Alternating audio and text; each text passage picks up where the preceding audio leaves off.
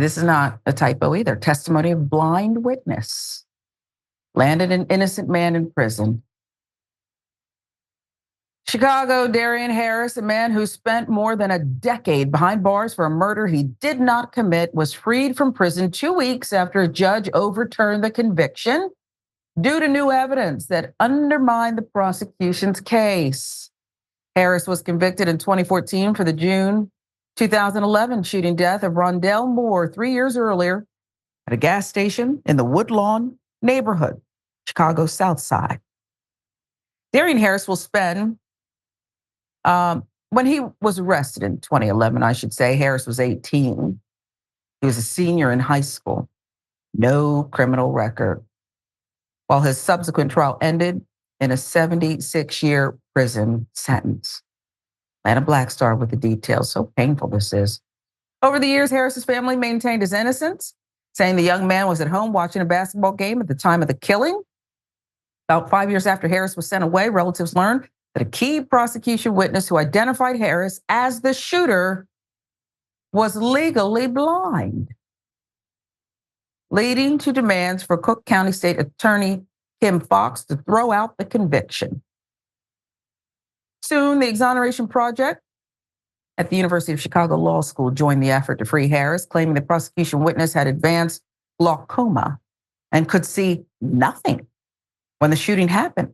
There's also never any physical evidence to link Harris to the crime, adding more pressure on Fox to dismiss the charges, which she finally did earlier this week. Prosecutors have not said whether they will retry Harris, but did indicate that Fox's office will continue to review the facts of the case. Really? Is that what we're doing here? You're going to continue to review the case? I guess. Soon, the Exoneration Project, as we said, was on this case, and they're the ones that got her to overturn it. But now 30 years old, married, Harris went home for the holidays for the first time in more than a decade. Harris smiled, expressed gratitude for the positive turn of events in his life. I lost a lot of things that no amount of money can repay, he said at a press conference outside lockup. I'd rather take my time back because I've missed some of my best years. I don't know what took Kim Foxx so long. She did Jussie Smollett a solid, didn't she? This the same lady that did Jussie Smollett a solid on that fantastical story that, well, you decide what you think about it. I'm just saying it's the same lady. Rayyvana, he was 18, no prior convictions, anything really, police involvement that we know of, presumably had an alibi. Home watching a basketball game. What are you doing here? And, oh, I buried the lead. A blind person identified him.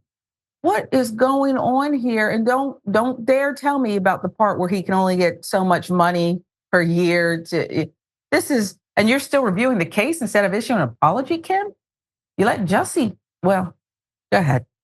The idea that they would retry him specifically in this case is so absolutely despicable. I don't want my taxpayer dollars as a resident of Chicago continuing to going into researching his involvement in this case, which was none, aside from being a victim in this case, unless they want to go after the prosecutors who knowingly let a legally blind woman ID him in this case. I don't want another dime going into this. It is, and it is a lack of taking responsibility on their part. They're trying to find a way that they don't have to necessarily apologize to ruining, because they ruined this individual's life. They took away, as he said, some of the best years of his life. He's only a couple years older than me, and I couldn't imagine spending the last 10 years of my life in prison. You've lost that formative experience of your life, and now you have to be reintroduced into a world without the skills that people in your same peer group have, without those resources.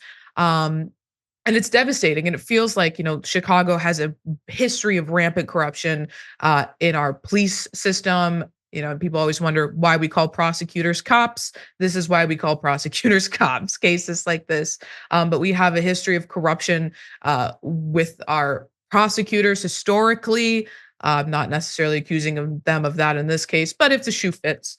But that being said, it seems every day when I have the news on, when I'm at the gym walking on the treadmill and it's on in the background, there's always a story of someone being released from our prisons for being wrongfully convicted. And it should make everyone consider how many other stories like this are there that we're just not hearing because they didn't get picked up at some law school by their, the exoneration project that they happen to have, or they didn't have the resources to investigate fully every single case. They couldn't argue for every single inmate who's wrongfully convicted. There are, thousands of people in this country serving life sentences, so spending decades in jail for crimes they did not commit because of corruption, or because of a lack of resources in some cases, or because nobody cares about their story, and we just That need part. so much Yeah. overhaul in our, to be honest, injustice system that we have Yeah. in this country. I don't want people who can't, there's enough people that you can put away if that's your jam. Okay. You don't have to scoop up kids off the street, a senior in high school who did nothing wrong, and then you can't admit it. Okay, Kim and company, this is a coordinated thing. Somebody, lots of people knew this was a sham. Okay. You're making me believe that when Samuel Jackson was in The Negotiator, that this is actually who you are. There's this corruption, Chicago PD, is there? Or was that just a movie Sam and Kevin Spacey were part of? I don't know. I'm just telling you what it looks like. What it looks like.